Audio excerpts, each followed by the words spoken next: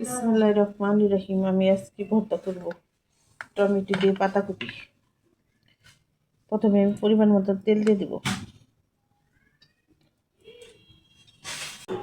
কাঁচামরিচ আর পেঁয়াজ কুচি।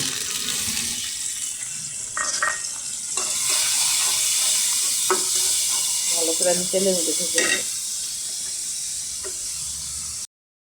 টমেটোগুলো ছেড়ে দেবো। টমেটো আর পাতাকপি একসাথে ব্লেন্ডার করে রেখে দিচ্ছি।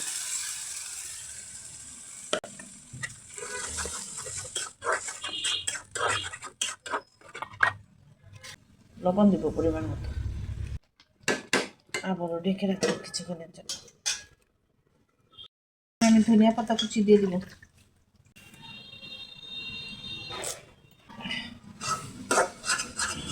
আবার একটু ভালো করে নেড়ে ছেড়ে দিব।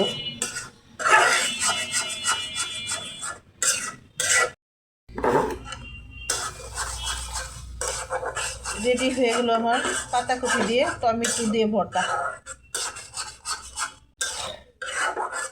এখন আমি চুলা থেকে নামিয়ে ফেলব।